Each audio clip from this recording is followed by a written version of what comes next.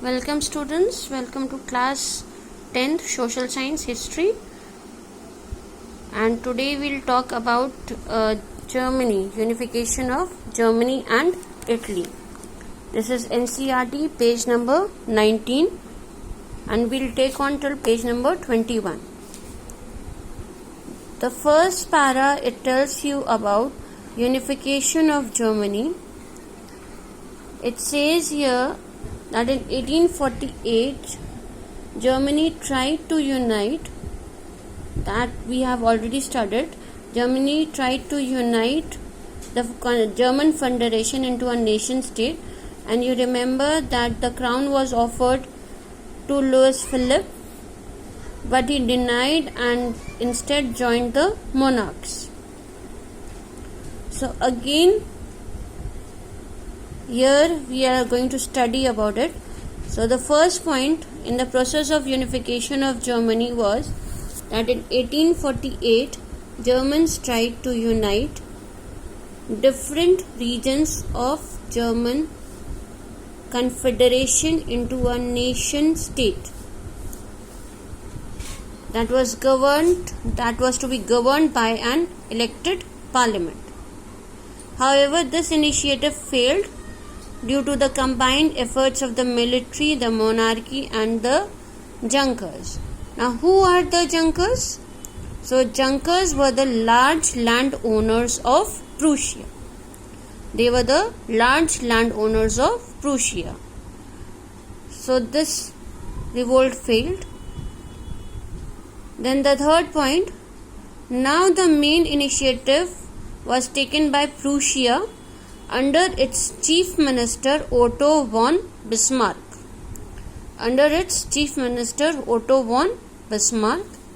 And he took over the movement. Then it says, next point is, he fought three wars over 7 years. 3 लड़ाइयाँ 7 सालों तक. With किसके साथ? So with Austria, Denmark and France. So he fought 3 wars over 7 years with Austria, Denmark and France, and finally succeeded them, and therefore in 1875 January the Prussian king William I was proclaimed King of United Germany. So this is the process of German unification. In this para, 1 marks questions generally comes of who were the Junkers. So large landowners of Prussia, they are known as the Junkers. Then who was Otto von Bismarck?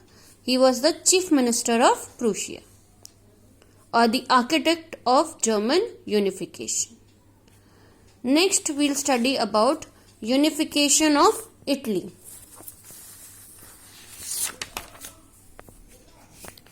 This is unification of Italy.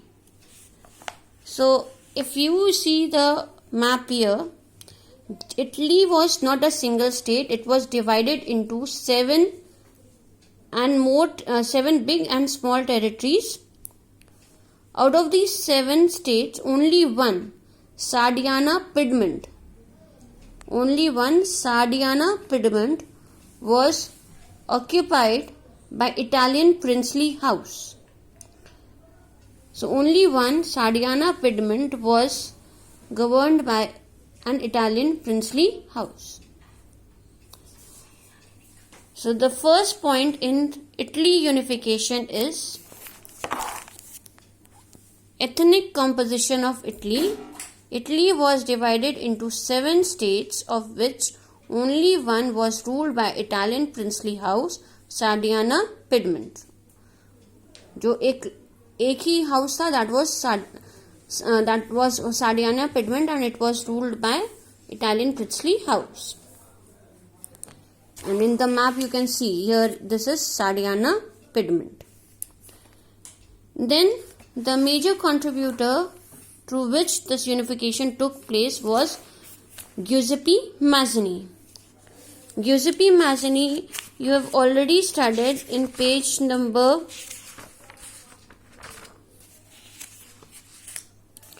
12. Giuseppe Mazzini. Okay, this is about Giuseppe Mazzini, role of Giuseppe Mazzini. He was an Italian revolutionary, and because he was taking part in many revolutionary activities, he was sent into exile at the age of 24. He formed two secret societies.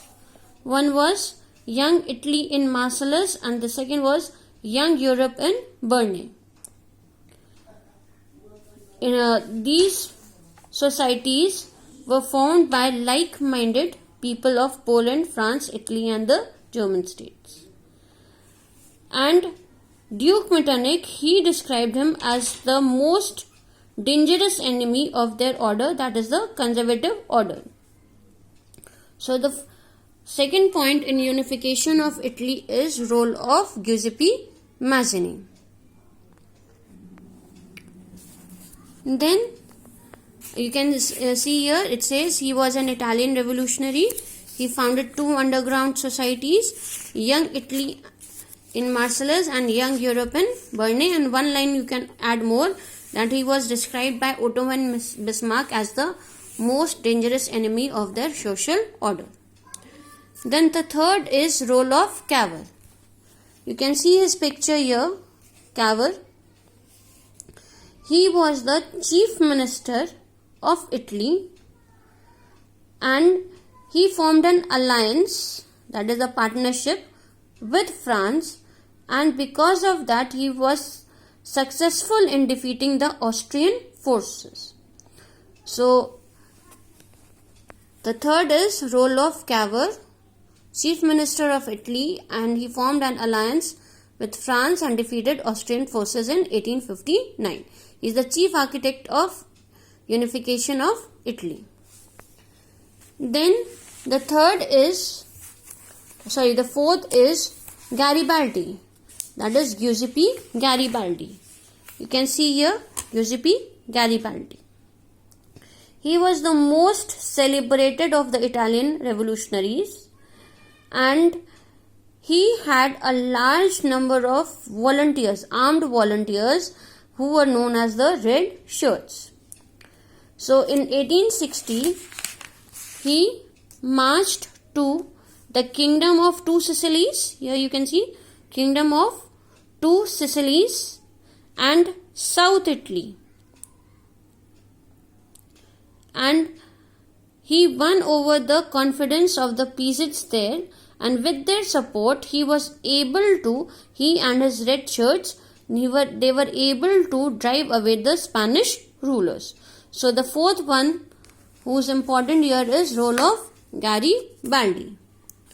It says he was the most famous Italian freedom fighter. He had a large number of armed volunteers known as Red Shirts.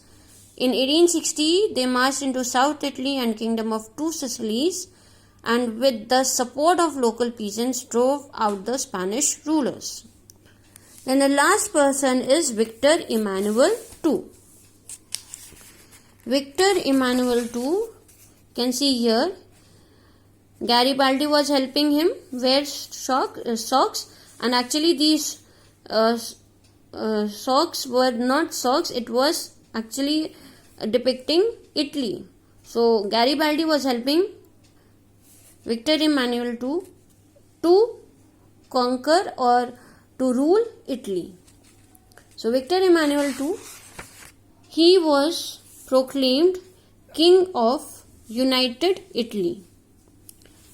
Victor Emmanuel II, it says in 1861 he was proclaimed King of United Italy. So this is unification of Italy. The first is ethnic composition of Italy, which tells you that Italy was not one, but it was divided into 7 states, out of which only one was ruled by Italian princely house. Second tells you about Giuseppe Mazzini, who was a revolutionary and he formed secret societies, and therefore he was spreading the feeling of nationalism in all the people. Then his role of Cavour, he was the chief minister and he formed an alliance with France, and so he was able to defeat Austria.